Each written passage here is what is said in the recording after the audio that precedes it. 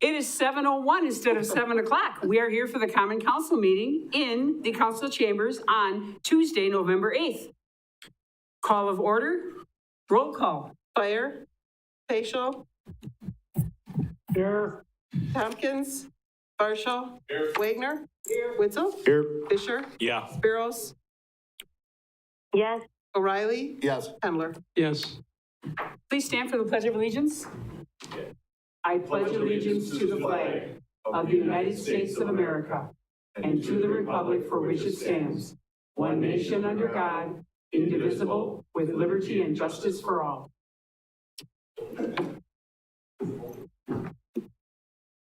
Public comment period, correspondence. At this time, I will recognize those members of the public who have indicated a desire to address the council.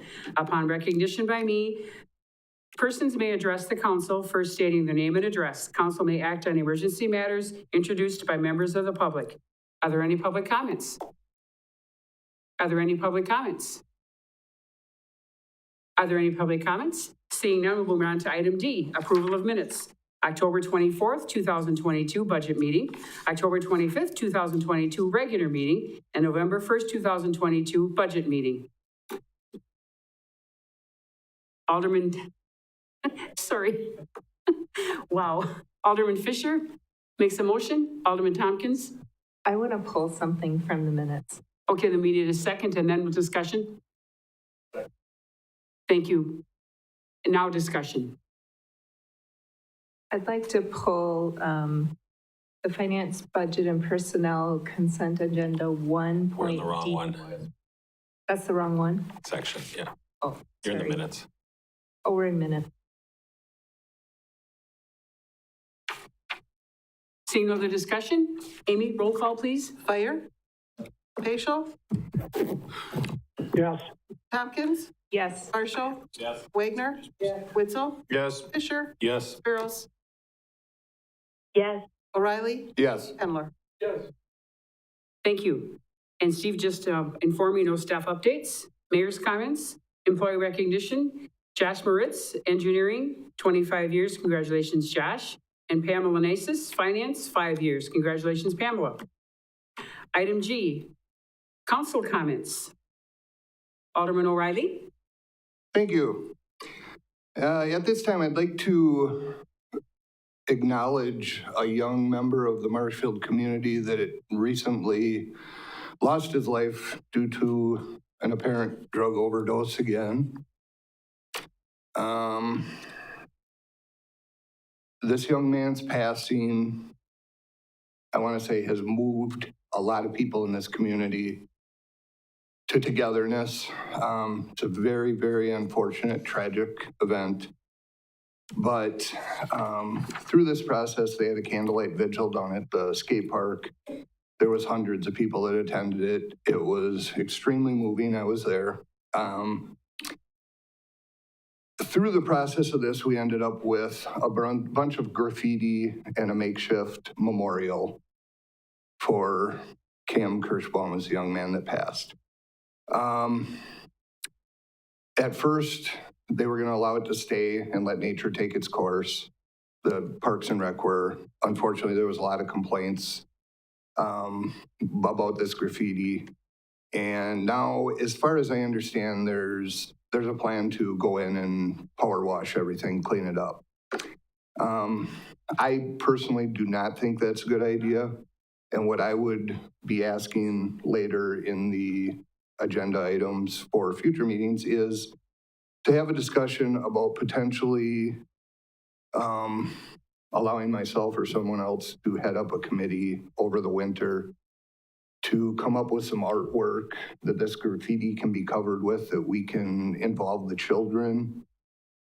We can have some local artists design it, whether it be painted on there or it's done in vinyl or some other fashion, which I think would, help a lot of the togetherness. It would push the removal of it past this raw emotional stage for a lot of youths that just honestly are not mature enough to deal with this situation. I mean, this is most of these kids, almost all of their first classmate they've lost, and it's a tragic situation.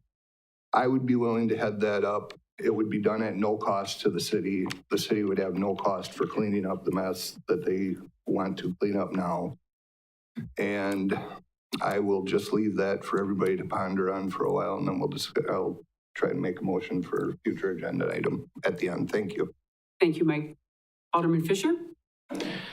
Just with that, could we just have a moment of silence for the young man and the family? Absolutely.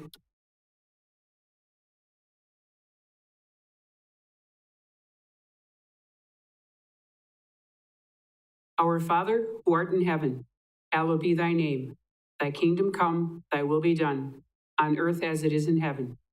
Give us this day our daily bread, and forgive us our trespasses, as we forgive those who trespass against us. And lead us not into temptation, but deliver us from evil.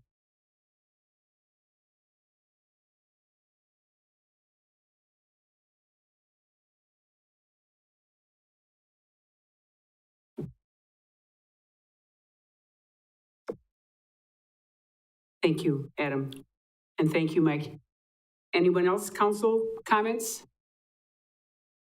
Move on to reports from commissions, boards, and committees. Seeing none. Consent agenda. Yes, Natasha.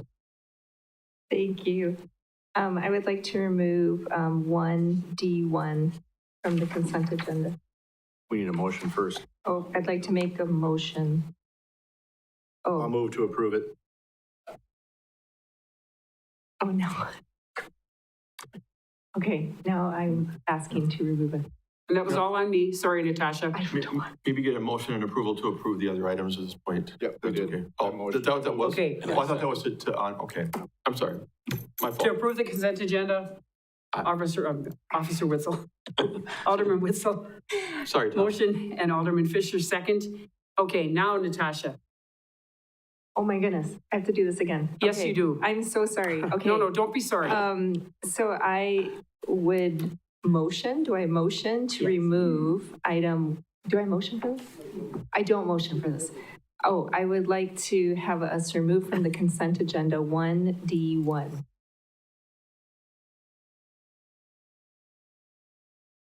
Is that right? It's, oh, yeah, item I, number 1, D, number 1. Vote on the rest. We need to vote on the rest of the consent agenda. Ready? Yes. Hire. Facial.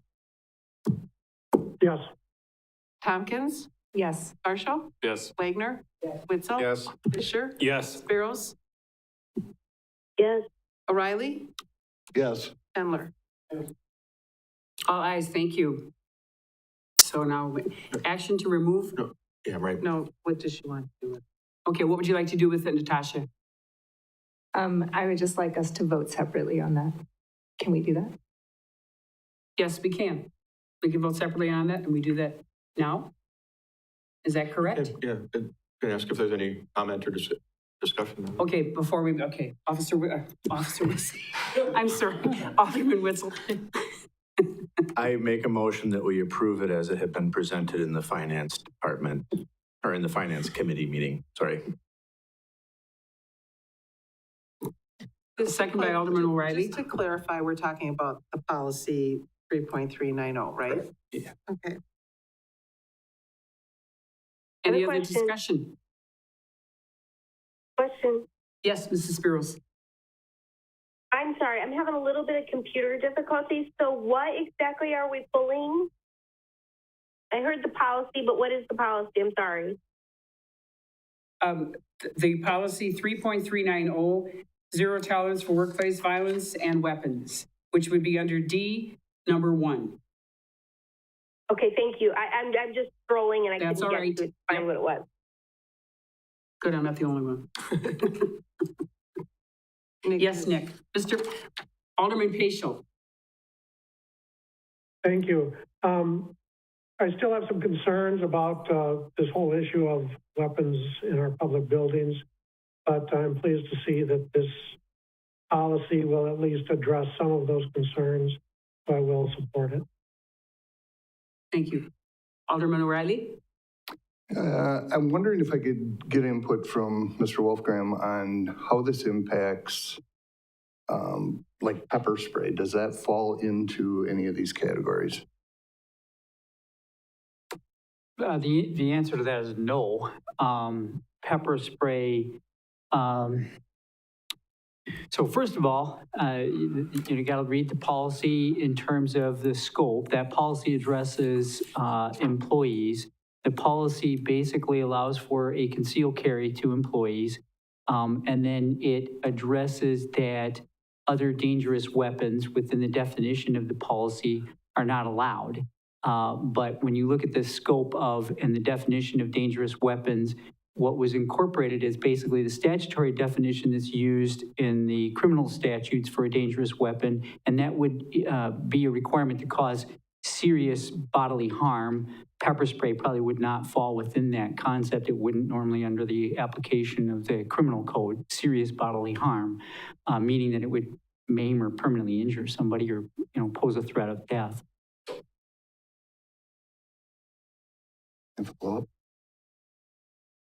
The other question I have on it, I guess, is by eliminating the weapon, any other weapons other than a firearm, aren't we actually eliminating all the less lethal weapons in the concealed carry portion of the law?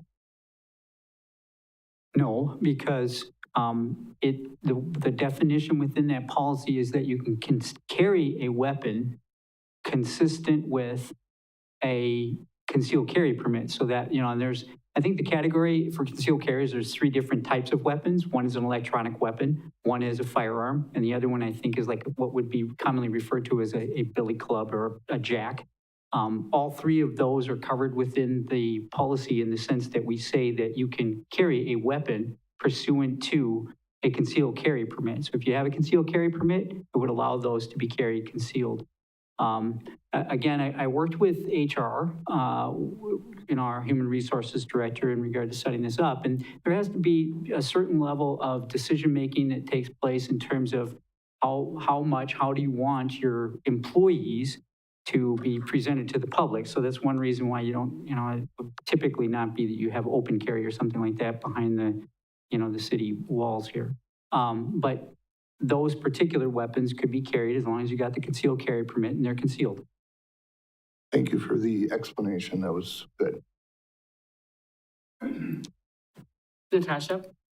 I just want to have it on record that I still think that bringing concealed weapons into City Hall makes an unsafe workplace.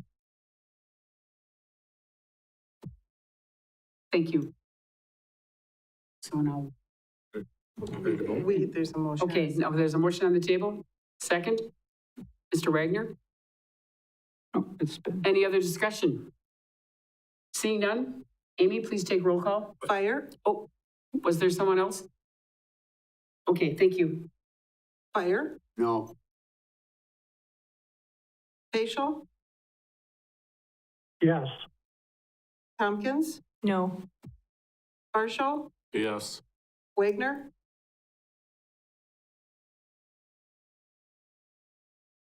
Witzel, Yes. Fisher, Yes. Sparrows, Yes. O'Reilly, Yes. Handler. Yes. Passes 8.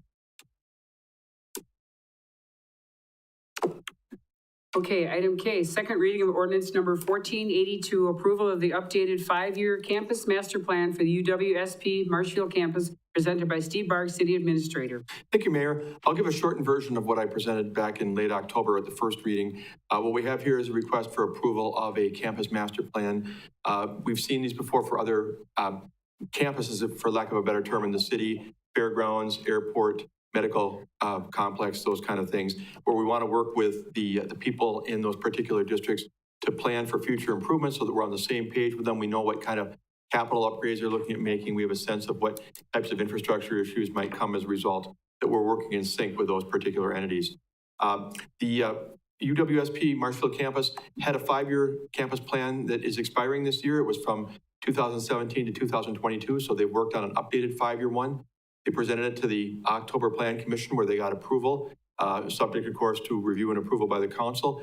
The only real issue that came up during that time was regarding, as I mentioned last time, was the villas, the apartments initially intended to be entirely for campus housing, and because they haven't been able to fill that facility with all students at UWSP, they did get a permission from the city, a conditional use permit actually, to allow some other options such as traveling nurses, people who are interning at the medical campus, those types of things, who are kind of like students, and to be part of that. And they've had others living there from time to time, but it still remains primarily people who go to UWSP. So the only condition that the Plan Commission recommended be attached to this approval is that there'll be an annual review of the five-year financial plan, I'm sorry, the 5-year campus master plan with respect primarily to campus housing.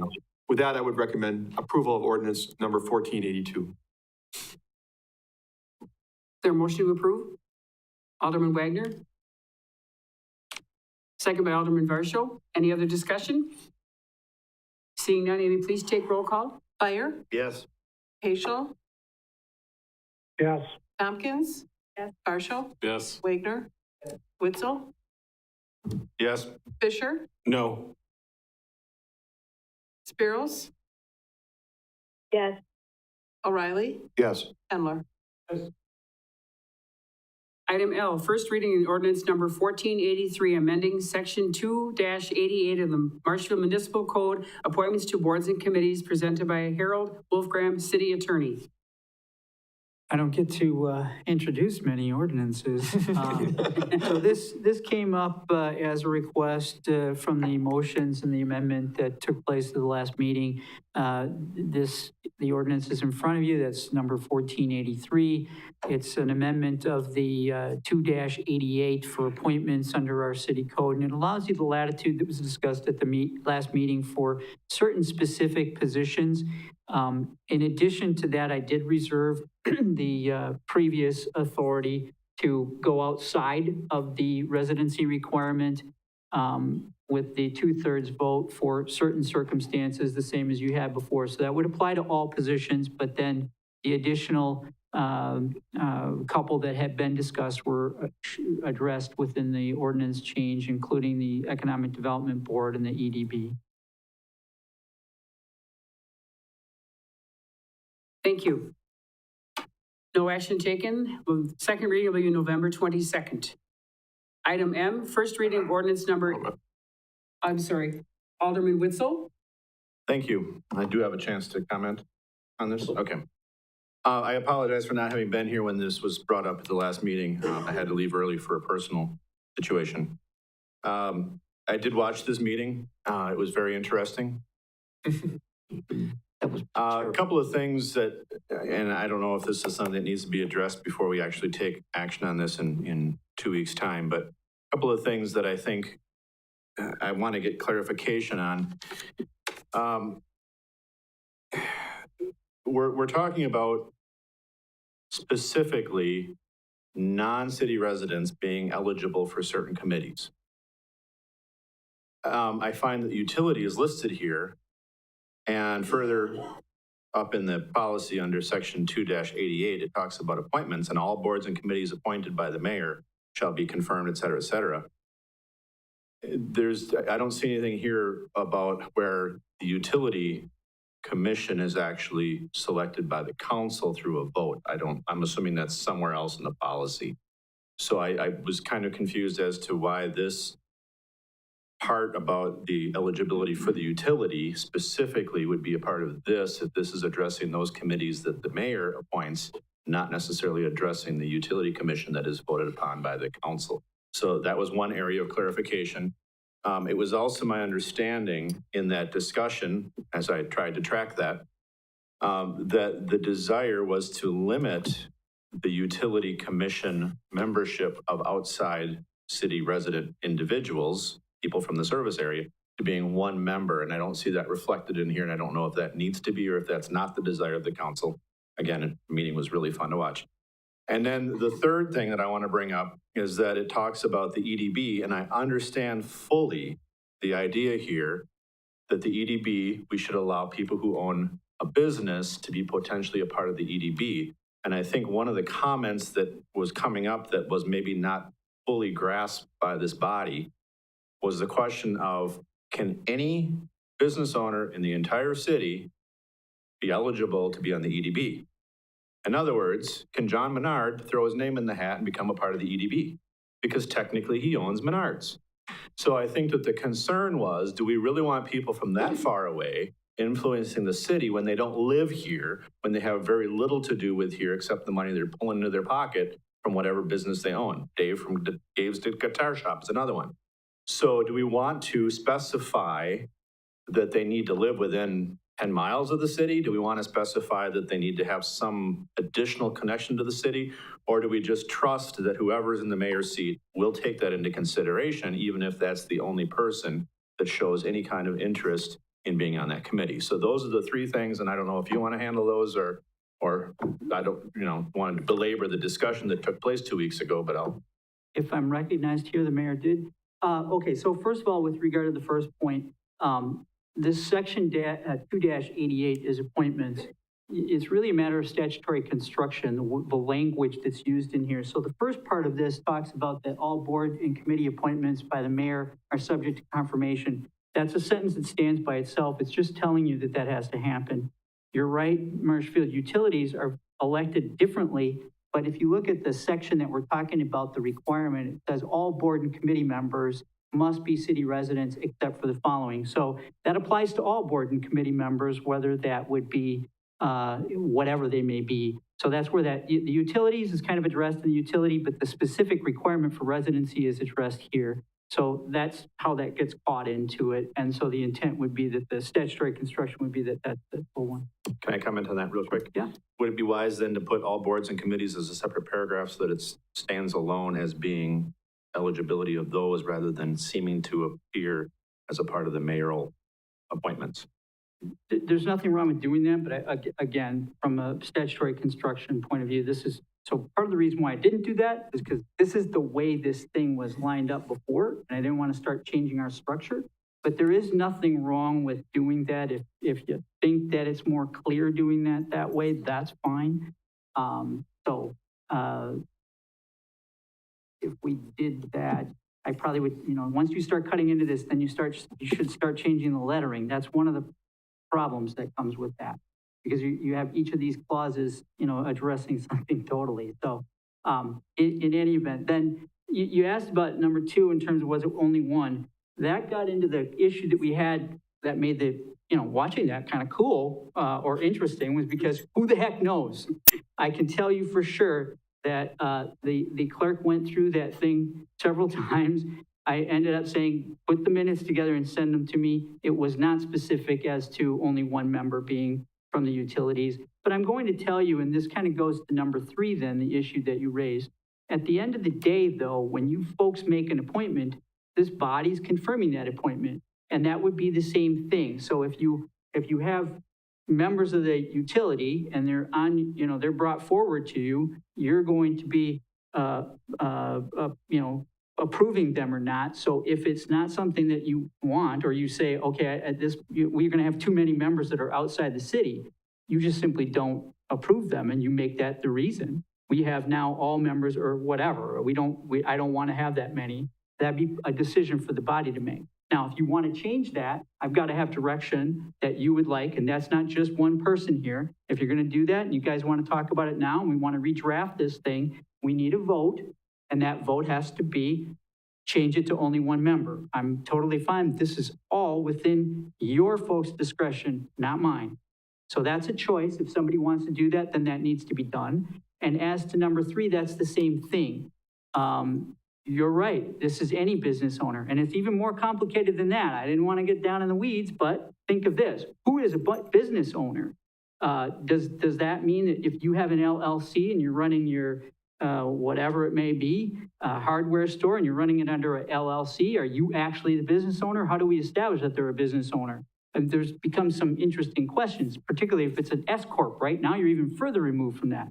I think if you can show an ownership interest in the corporation, that's probably the case. I didn't change it, but those are some issues that you could be facing. Now, John Menards, that's up to this body. If he came here and he wanted to be a member, the body would have to vote on it. Just because he meets this requirement doesn't mean you approve him. That's your option. You get to apply it. The whole point of all of these were to give you an exception to, try to broadly address the exceptions for special circumstances. So then you're saying I bring it forth, that they have to vote on it.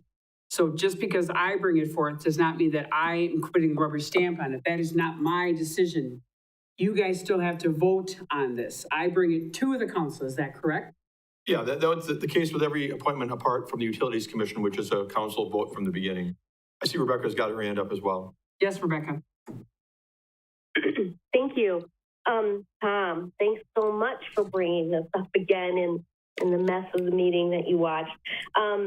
So I was just going to follow up and reiterate that, yes, the mayor makes the appointments and it is subject to the council approval. So we always have our hands in on this. It's a lot of people, 10 council members plus the mayor, that's 11 people looking at the appointments. So I don't fear so much, John Menard wanting to be on our economic development board. In fact, I think that will probably be a benefit if he came and wanted to be on our economic development board. And that was kind of the purpose of broadening this so that we had a wider selection of people to choose from and people who are invested in the city. And I felt like people who own businesses in the city of Marshfield, but choose to live 2 or 3 miles outside of the city, they have a very vested interest in the city of Marshfield and how it does and economic development, and they're part of economic development. They've established their business there. They're bringing in customers, and they have some unique perspective. So the point of all of this was to be able to broaden our pool of candidates for what I felt was pretty important committees, and reminding everybody that the mayor has the appointment and the council does have to approve the appointment. And as you know, in the past, we have rejected appointments, and we still have that ability. So that was the grand purpose of this. If you want to be more specific on who a business owner is, that's something we can discuss. But I feel like broadening the pool only allows you to have a bigger selection of candidates. Alderman Paschal? Yes. Thank you. First of all, I want to thank HAP because this turned out better than I thought it was going to. I do share the concerns of Mr. Witzel and Attorney Wolfgram regarding the makeup of the various committees getting out of hand, tilted towards non-citizens being involved. I do believe that the citizens of Marshfield should have the majority of the say about what goes on in the city of Marshfield. However, I do agree that business owners do have some skin in the game. So I think I can support this as it is written. Alderman Tompkins? So I'm going to say some comments and then I'm going to do a motion. I agree with Mrs. Spiros that we want to have people who have a vested interest. And she said people that live within 2 to 3 miles, but am I allowed to do a motion? No. Oh, I'm This not. is the first reading, but you Oh, can. gosh. Okay. Yep, that's okay. Nope. Just I will discuss your. suggest changes. Yes. I would say that to prevent people who actually live closer to Wisconsin Rapids and are invested in that community, but have like a second business over here or something, I would say maybe we should put, instead of like a 2 or 3 mile thing, put a 10-mile radius around the city, just to say people who live within 10 miles, that truly means Marshfield is their community. And I really want people who are invested in Marshfield, who want to protect Marshfield and want to see Marshfield thrive. The other suggestion I would put is just like we have the downtown, I just lost my screen, but we have property owners for the, which one is it? The Business Improvement District. I would say that it would be a business owner who owns property and pays taxes because of that in Marshfield. Mm-hmm. And so it's not someone who just happens to have an LLC that makes $1,000 a month, or $1,000 a year, like someone who truly has a business here. So anyhow, those would be the suggestions that I would make, just to make this so that we are really giving positive things for Marshfield. Alderman Witzel? Thank you. And I just wanted a clarification because it was my understanding when Hap was talking that he would want action taken on this to make a specific change that the council decides upon, that he would then incorporate in the draft that we would view next. I don't want to disagree with the mayor, but I think it would be appropriate if you want to have a change that we have a motion and you vote on that, because this is something we need absolute direction for, and we're not necessarily all on the same page. The only other thing I'm going to comment on is that, remember, what you are doing is something that you folks do every year. You have appointments, they're in front of you, you look at them, you vet them often very well. And so when you're looking at these issues, this is up to the body, but remember, you have at that moment in time to look at those people, see what they own, do they have those things? That's the reason why, it was only said business owner. I looked at it, I thought, wow, there's many different ways to parse that out. But the answer to that ultimately is when you have that person in front of you, you can exercise that discretion to say, you know what, you have you're renting a building downtown and you have an office here. And you're not really committed. I think of a lot of lawyers that do that. They just have an office that people just call into. They're not really vested here. That's just a different type of business presence. And you folks would be able to make that decision when the appointment comes in. Not that you can't change it. I'm not suggesting you shouldn't, but that's the reason why I didn't get into trying to get through all of those details, because when the person's in front of you, what you're deciding when this happens, by the way, is, remember, going back to the first paragraph, everybody needs to be a resident.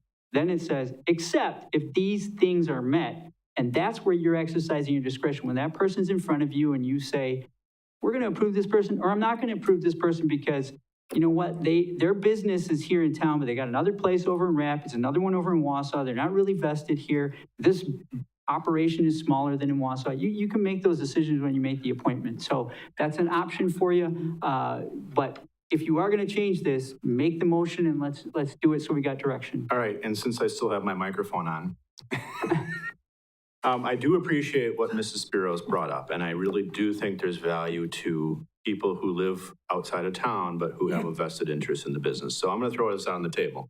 I'm going to move that number 2, specify, and I had it in my head, I want to make sure I word this the way it's important to word. Any person residing within the area served by Marshfield Utilities is eligible for appointment to the Utility Commission. I would like to have the phrase not to exceed 10 miles. I want to say not to present a majority of the citizen members of that commission. And I'm being specific. They should not be a majority of the citizen members of that committee. And then number 4. Number 4 is the Economic Development Board. Any owner of a business within the city limits who has a home residence within 10 miles of the city limits is eligible for mayoral appointment. And I think that captures what Natasha was saying as well. And if the council at large wants to say, forget it, we'll just do it as it comes, fine, vote it down, but I'm going to throw that out there and see if it flies. Alderman Fisher? Thank you. I was hoping to make some comments before a motion was made, but I didn't move. It's okay. I don't want to repeat from last week. So I will say this though. As far as the motion that was made, I'm fine with number 2. The second part though, I have concerns about. So can someone define what vested means? Can someone define it?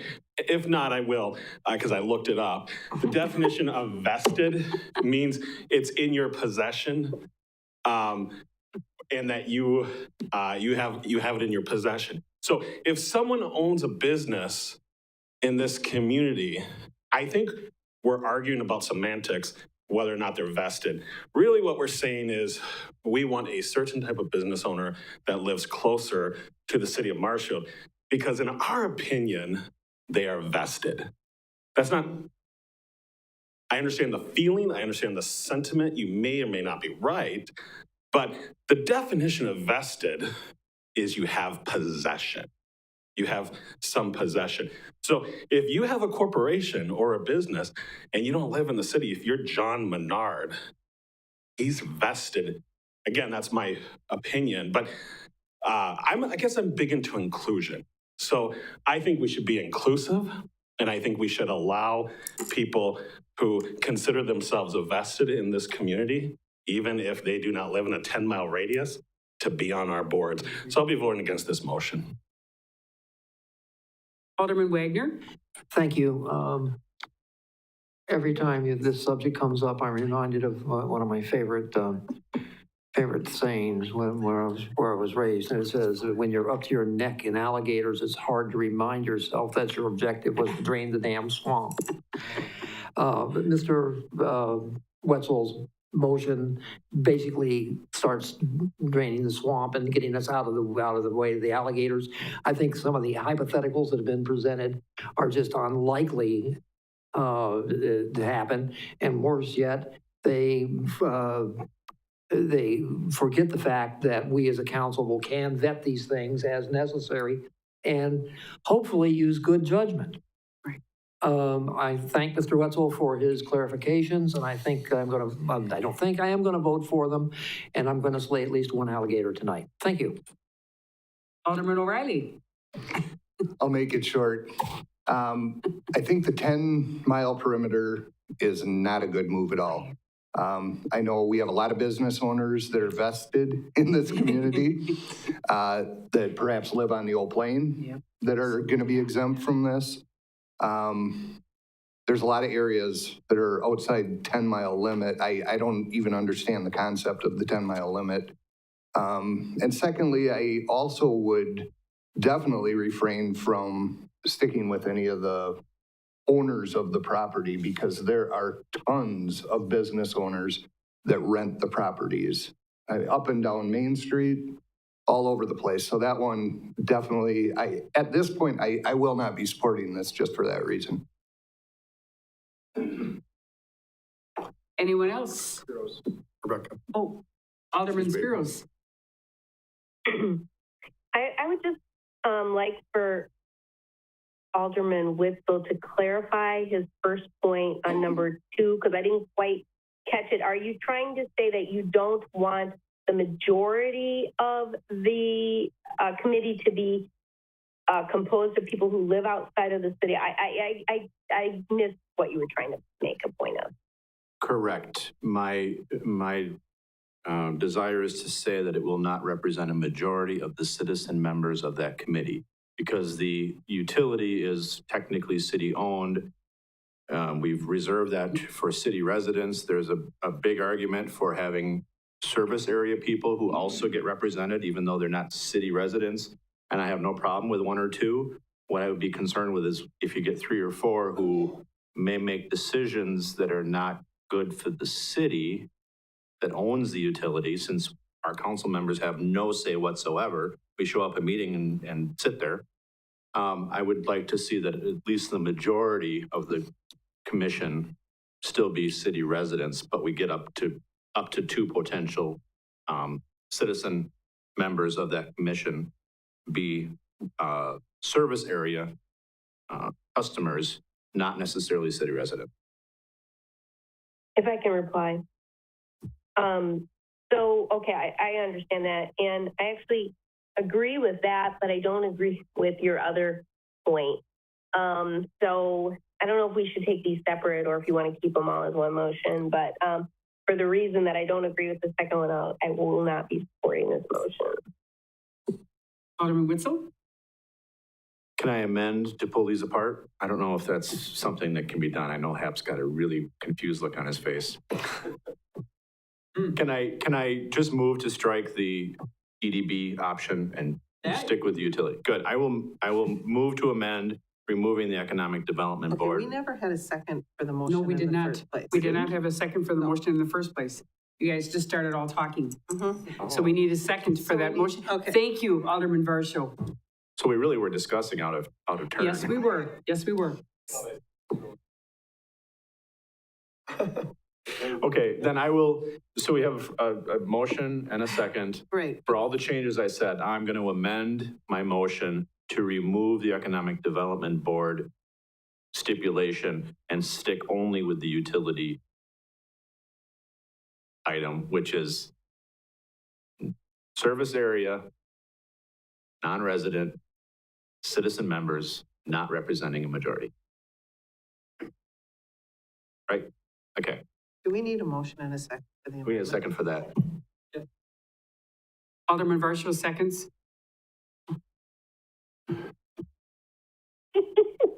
Okay, now we're gonna vote on Okay, the amendment. any other discussion? Seeing none, please vote On the amendment, right? on the amendment. Yes. Pyre? Paschal? No, Paschal said no. Tompkins? No. Marshall? Yes. Wagner? Yes. Witzel? Yes. Fisher? Yes. Spiros? Yes. O'Reilly? Yes. Handler? Okay. Now we're back to The the, main Now we're back to the, right, yes. The second part that Alderman Witzel brought up. no, correct? the first part that First says part. that we're gonna change it to be a that it won't represent a majority of the citizens of the committee, Utility. the utility change. Okay. Yes. I'm about to, I hesitate to do this, but this, you got me on here and I'm a lawyer, so I need to say this. But when you make some of those motions, then there's some ramifications I want you to think about what this means. If you say that you can't have a majority and you vote and somebody's on that commission and then they move out of the district, you could end up with a situation where you disqualify or potentially who goes off of that when that happens. When you approve them and they're outside the district and one is inside the district and then they move out, you potentially could be in violation of the code provision. I don't know that you need to change it, but that's one of those things when you look at that you end up with a complicated scenario. That's the only thing I'm going to say. I haven't analyzed completely what would happen, but Alderman Witzel, surprise. For clarification, if we did not pass this change and the current policy were in place, that same commission member moves outside of the city, they've suddenly become disqualified under the current policy because they're no longer a resident. yes, in that situation, you would have that potentially happen because remember you have the final catch-all clause where you vote by 2/3 to find that they're there. But they disqualify, if you didn't do that when they were initially appointed, so you have somebody who's outside the district and you don't make that finding by 2/3 vote and all of that, and then the person moves out, they technically are disqualified by that change in residence. And that happens midterm? Because it's a 5-year term. It creates a vacancy, that's the way it would work. Yeah, so we're creating a vacancy in the current policy if they move out of town. You're saying we could potentially create a vacancy by eliminating the potential for a majority. What would be interesting is it becomes unclear who would be the person necessarily, correct? Because you've created at the time when you're doing this, just the option of being able to appoint somebody who's a non-resident and fits within those parameters. So It's a chance I'm that's willing the to take. confusion. Yep, that's totally fine. Alderman Fisher. I would like to call for the question. Let's vote, please. Now we have to vote on No, we have to call for the, We have to vote on the call. we have to vote on the call now. Second. Okay, are you ready? We're ready. Okay. Fire? Paschal? yes. Tompkins? Yes. Marshall? Yes. Wagner? Yeah. Witzel? No. Fisher? Yes. Spiros? Yeah. O'Reilly, Yes. Handler. Okay, now we can vote on the motion. Now we vote on the motion. Does everyone understand the motion? I'm not trying to be funny, I just want to make sure. No, that please read the motion. The motion would be to specify that the majority of the members need to be citizens And this is on the commission. on the utility commission. Utility. Are we ready? We're ready. Fisher, or Fire, sorry. Yes. Paschal, No, Tompkins, Yes. Varsho, Yes. Wagner, Witzel, Yes. Fisher, Yes. Spiros, Yes. O'Reilly, Yes. Handler. Oh, man alive. Okay, so what happens to the E EDB? So I would like to make a motion that we add to the EDB a 10-mile radius residency requirement. Within the city, they can be living outside of the city of Marshfield within a 10-mile radius. Did we already vote? No, we did not vote on that. We voted to take it out of Take it that out- vote. Out of the motion, Okay. yeah, is all. Do not, No. do not. See if there's a second. Is there a second? second for the purposes 15 days left. Discussion? Please, somebody discussion? Otherwise I will. Okay, so so we had a discussion about the definition of vested. And I would say that there is not only a property in that, but it's also an emotional, do I own this city? And that is why I'm saying this, is because I want someone who shops in Marshfield, who sends their kids to school in Marshfield, someone whose family is going to be buried in Marshfield. I want someone where this is their community so that when they make decisions about this community, they see themselves in this community for the future and they see their children in this community. I don't want someone who lives outside the community and all of their activities are somewhere else. And then, oh, as a sideline, let's make decisions that make my business profitable. Alderman O'Reilly? I don't think that requirement is it's gonna fix any of that. Someone lives 11 miles out of town, that's gonna be an issue. Someone lives 8 miles out of town and they go to Wausau.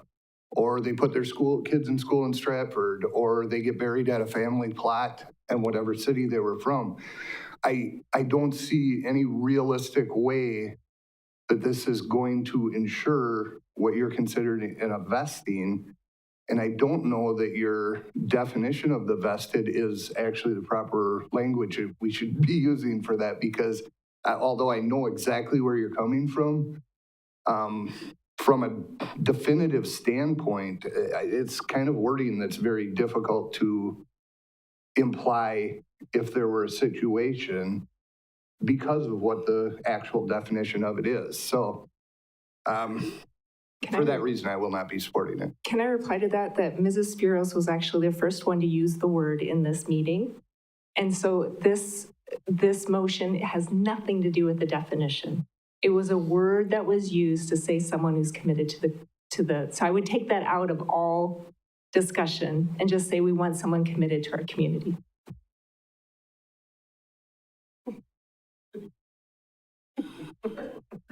Any other discussion? Seeing none, Amy, would you please take roll call?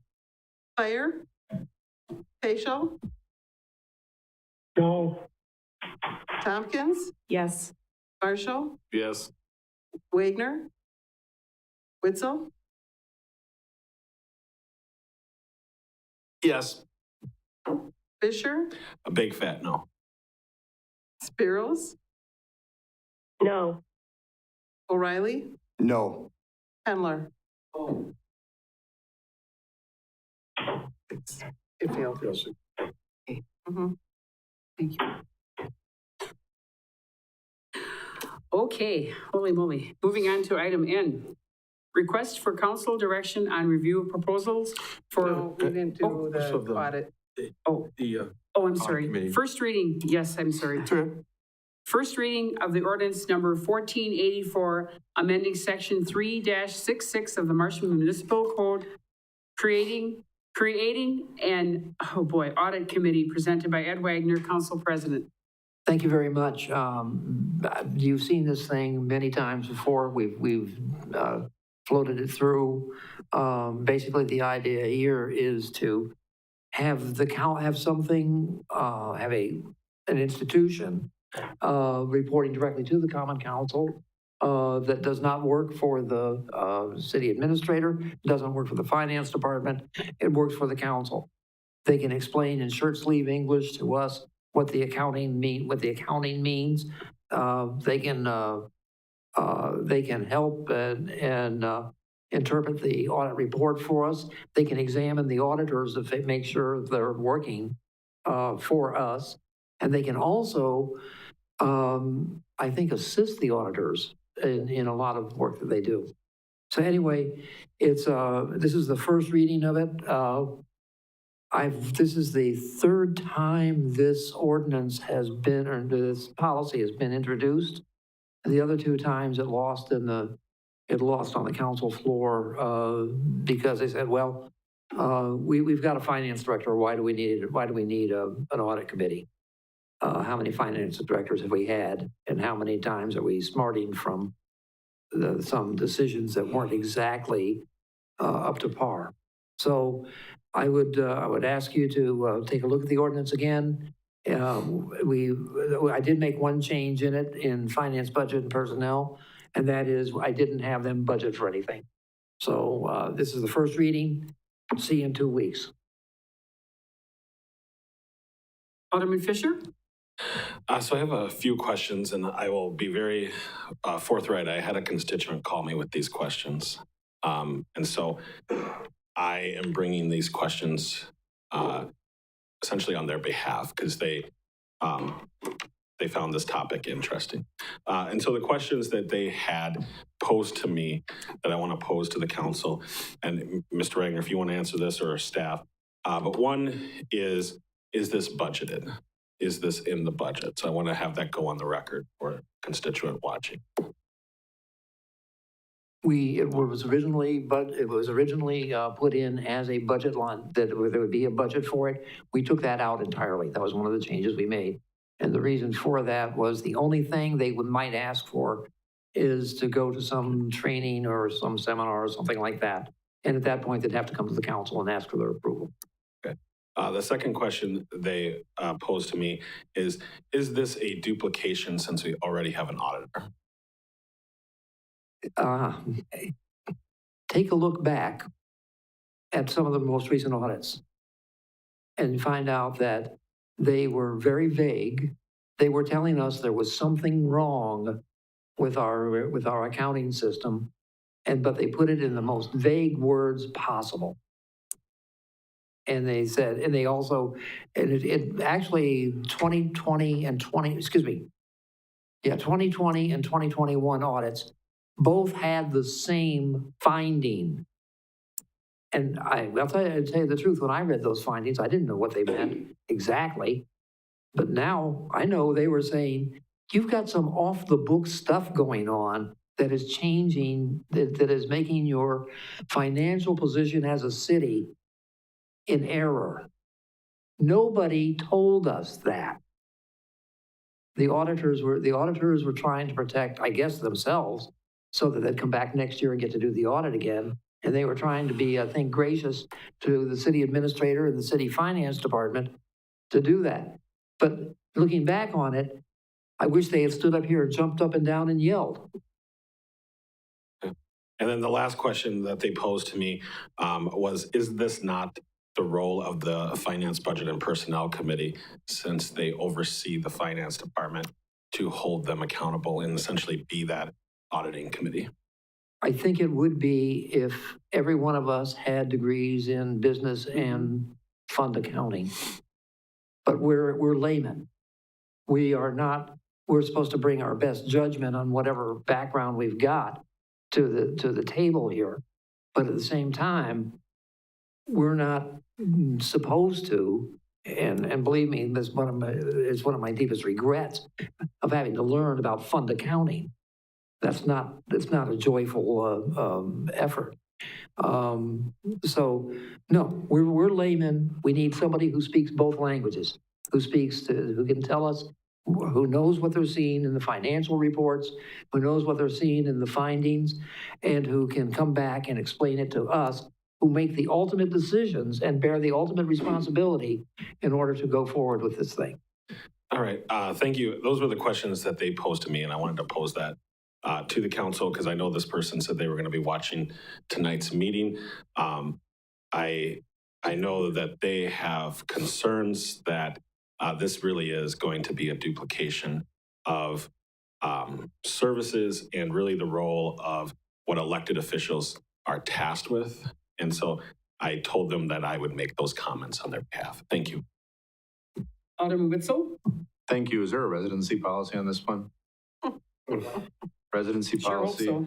Does this just fit in with the rest of them where they have to be city residents?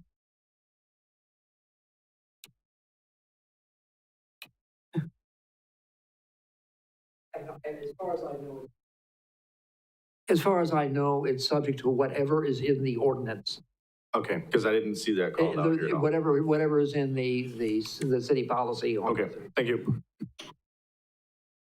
Alderman Paschal? Hello. Thank you. I have to agree with the citizen who was concerned about this being a redundancy. I counted 8 levels of checks and balances in our finance decision-making and our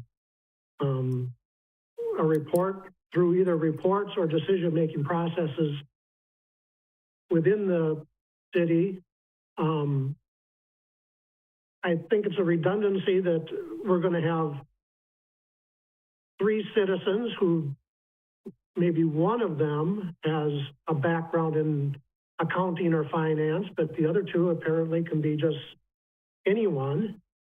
And I don't see that they're going to provide any greater level of understanding. We receive several reports on how our money is budgeted. We have plans for budgeting. We have several reports on how the money is spent as it goes throughout the year. And we have an audit at the end of the year that tells us how our money was spent, whether it was spent appropriately. I just don't see that there's a need for an additional layer of government bureaucracy. Alderman O'Reilly?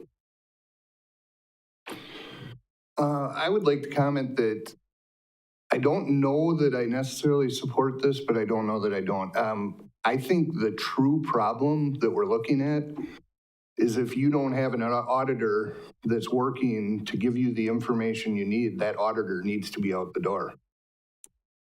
In all reality, he is there to share this information. And if they're not doing their job or only hinting to something that could be a glaring problem, that auditor should not be here again. That's all I have to say about it. Alderman Witzel? Thank you. I'm on the Finance, Budget, and Personnel Committee, and I do not have a degree in finance, though I wish I did, because it seems to be an area that is flourishing at this time. I have to take what's given to me as a layperson elected official and trust. And I have been here now as we came forth and heard all about the TIF financing irregularities that put us in a hole that caused us to put in the largest tax increase, I think, in recent history a number of years ago. I was here when other things were brought forth, where when we asked the auditor, he said, well, it was in my report, it was on that one line, and then you read the one line and it was sort of, well, if you read between these 2 lines, maybe you can kind of pick out where they're alluding to something, but we've missed too much. We've had too many crises. We're dealing right now with a budget that we're trying to trim nearly $1 million from. And I think we need to have outside eyes that have no contract, don't have to worry about being rehired. You know, if I'm an auditor, I have to think about who's hiring me, who's paying my check, and who's going to give me the reference for the next person that calls. And I don't think that auditors call I don't think future employees of an auditor call elected officials to say, how was that auditor? I think they call the finance department and say, how was the audit? And so in order to protect their future business, they're going to make things sound really rosy as best they can, or try to tiptoe around a potential issue. If the concern is that we don't have enough finance people on this committee, then let's change the makeup to be all finance people. That's fine, but we need to have an outside entity. And I know that it adds bureaucracy. There's no budget. I mean, unless they have to get trained, and if they're finance trained, I don't think that there's much training that needs to take place. To me, this is a no-brainer. We've had too many things happen. If we find 5 years from now that they're not really needed, well, then let's cut them, but at least give it a try. I don't want to be sitting here trying to scratch my head thinking, how did we miss this glaring issue of EMS is underfunded because we didn't realize that we weren't getting all the money back, when perhaps somebody from the outside can say, hey, wait a minute, did you consider, or this jumps out at me as being a concern. Alderman Hendler? Well, Mr. Witzel took all the stuff away from me. What he just said is absolutely true. I think most of our problems that we're now dealing with are that this council never knew really occurred. I mean, we were told one thing, we reacted to it, but now we're in a world of hurt, and our reputation as a city, might you believe that too, is hurt by all of this. I mean, just this one calamity after another. And I think this committee that Mr. Wagner is suggesting is going to help us. And we need help, believe me. Because I'm not going to be sitting here in 10 years from now and saying, oh, damn it, it happened again. I'll be somewhere else. Thank you. Alderman Wagner? Thank you. As far as redundancy goes, there's another, if you might recall from my initial presentation, the number of eyes that are on the finances and on the audit report are important. You have to have the right number of eyes on it.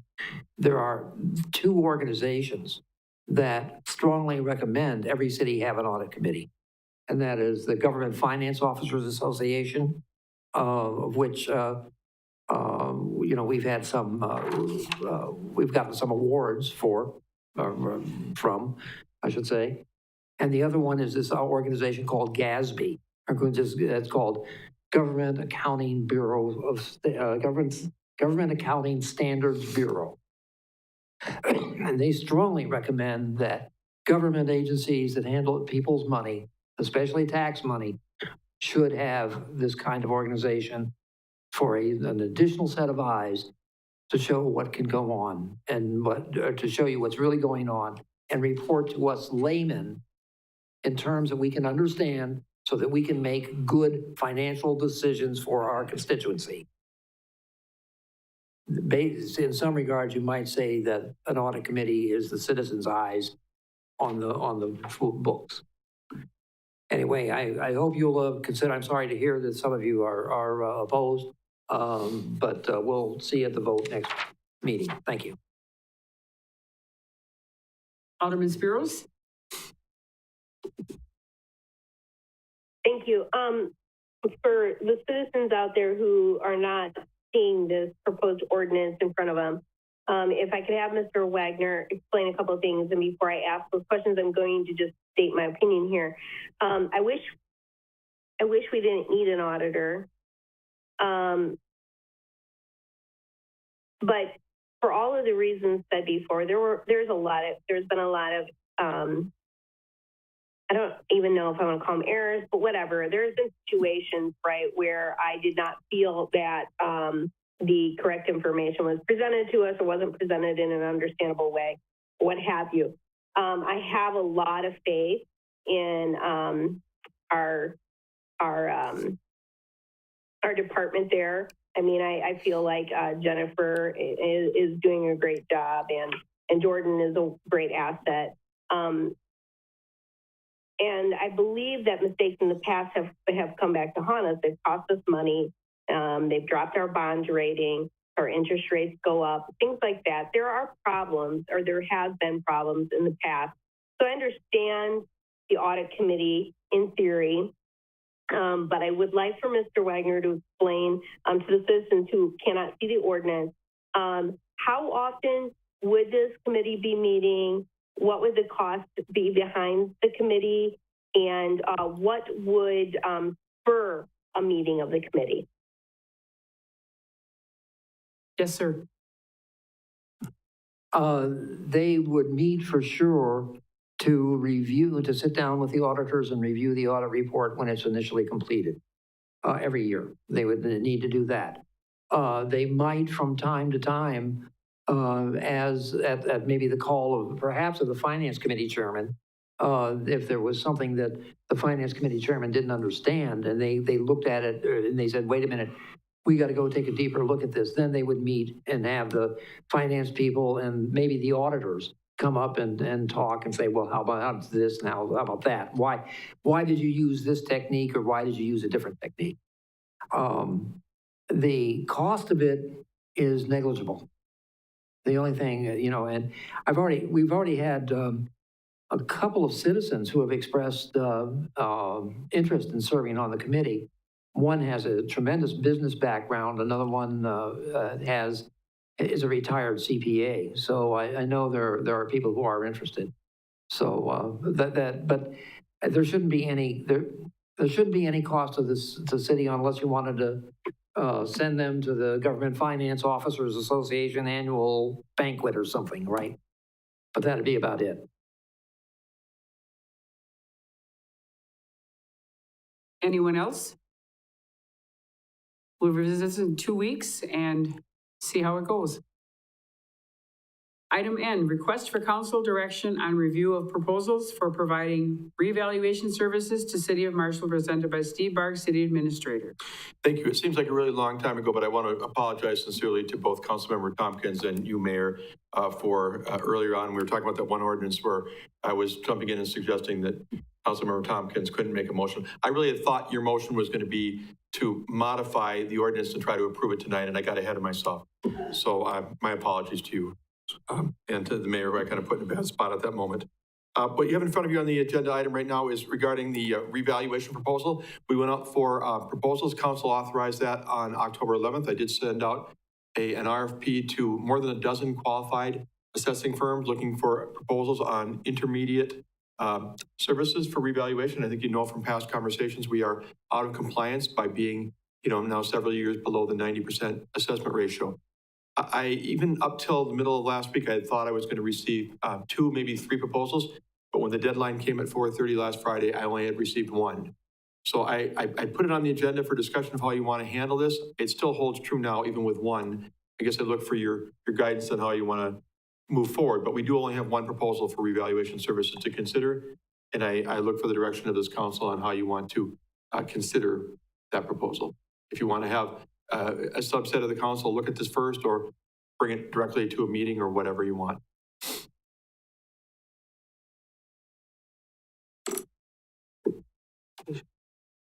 Alderman Paschal? I would make a motion that this be referred to the Finance, Budget, and Personnel Committee for consideration and possible at their next meeting to send it back to us for our next meeting, make a decision. I'll second. Second by Alderman Varsho. Any other discussion? Seeing none. Amy, roll call, please. Fire, Paschal, Yes. Tompkins, Varsho, Yes. Wagner. Yep. Witzel. Yep. Fisher, Yeah. Burrows, Yes. O'Reilly. Yes. Hendler. Thank you. Item O, appointment of Rachel Stankowski, 1515 Heidi Lane, replacing Jamie Henderson for an at-large position on the library board, presented by myself. I would like a motion. Alderman Wagner, and second by Alderman Fisher. Any other discussion? Alderman Witzel? Do we normally do these right out of the gate, or do we wait? a No, week? this is the second reading. This is the second reading. Oh, I missed that part. Yes, you did. Yep. You were gone. Dang. This individual, I know this family, I think this I'm is a so happy top-notch I'm right. pick. Oh my God. So Yeah. I'm all for this I'm not kidding. appointment. Mhm. Well, yes. Roll call? Did he call it? Call the question? I'm not sure why you called. We're ready to vote? Fire. Paschal, Yes. Tompkins, Yes. Marshall, Yes. Wagner. Yes. Witzel, Yes. Fisher, Yes. Barros, Yes. O'Reilly. Yes. Hendler. Thank you. And Kim, would you please congratulate Rachel? Thank you very much. Item P, adjourn to closed session pursuant to Wisconsin Statute, Chapter 19.58I1E, deliberating or negotiating the purchasing of public properties, the investing of public funds, or conducting other specified public businesses whenever competitive or bargaining reasons require a closed session. Possible sale of city-owned properties located within TID number 13, two separate cases. We are in closed session. No, we have to do a motion. Oh, we need a motion, please, to go into closed session. Alderman Varsho. Alderman Witzel. Okay, now we are in closed We're session. not, I got to vote. Oh, we got to vote too. Okay. Fire, Lordy. Paschal, We're getting close. Yes. Tompkins, Yes. Marshall, Wagner, Witzel, Yes. Fisher, Yes. Barros, Yes. O'Reilly. Yes. Hendler. You want to take 5 or go? We'll take a 5-minute break. Thank you. At least you're enthusiastic. I need 100%. Make it a 3-minute.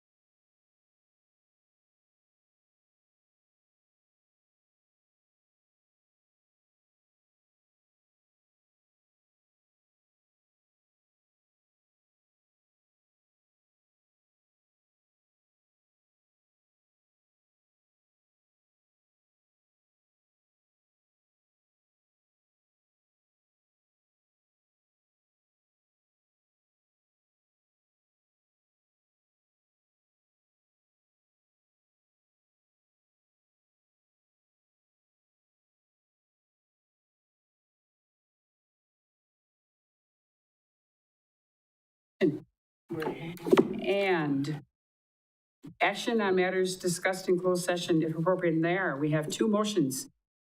Motion to recommend accepting the offer to purchase from Aaron Staub. Motion by Mr. O'Reilly, second by That's not right. Mr. Varsho. Any discussion? Seeing none. Amy, roll call. Fire, Paschal, Yes. Tompkins, Varsho, Yes. Wagner. Yes. Witzel.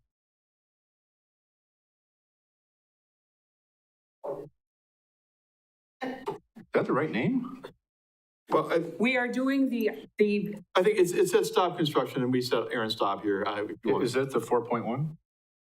Yes, Okay. and it's stop construction, and I think she read Aaron Stop, but, you know, if you want to question that.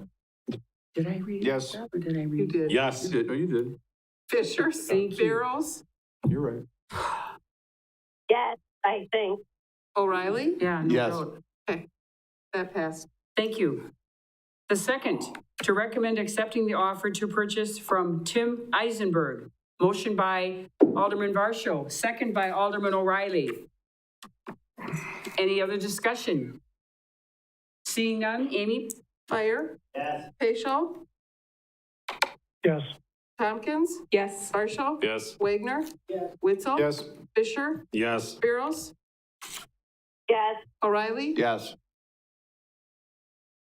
Motion carries. Motion carries.